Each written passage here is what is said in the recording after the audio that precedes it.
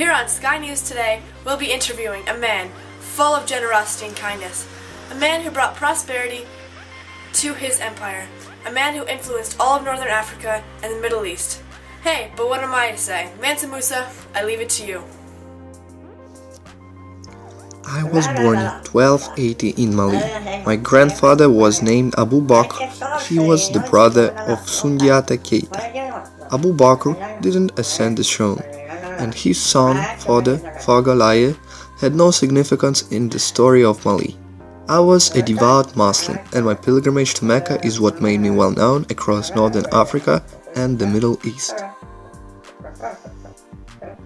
As I mentioned, everyone knows me from my Hajj.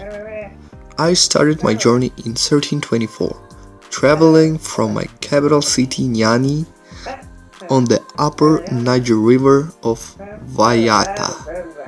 I brought 100 camel loads of gold, each weighing 300 pounds, 500 slaves, each carrying a 4-pound gold staff, and thousands of my subjects, as well as my senior wife, with her 500 attendants.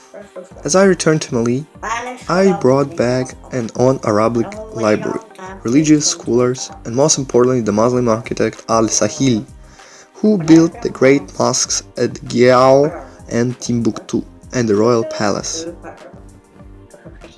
Well, that's a simple question. I sold gold and sold to people while people got very interested and made trading ties with me.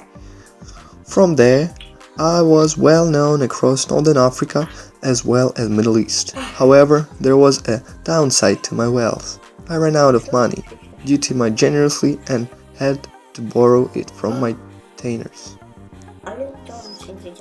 Well, I like to collect things. One of them is gold. I have a lot of gold in my treasury, which is still expanding.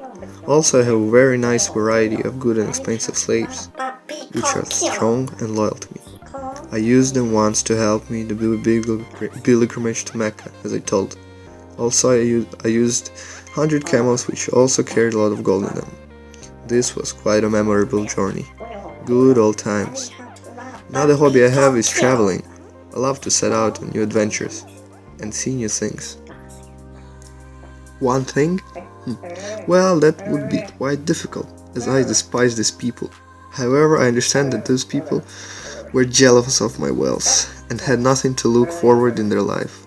But I'd like to say that hating someone simply because they have more stuff than you is unacceptable. I would tell these detractors to be grateful. As Al-Baqai mentions in the Quran, therefore remember me, I will remember you, and be thankful to me, and do not be ungrateful to me. Wow, thank you so much, Mansa Musa. It was a pleasure having you on scene today.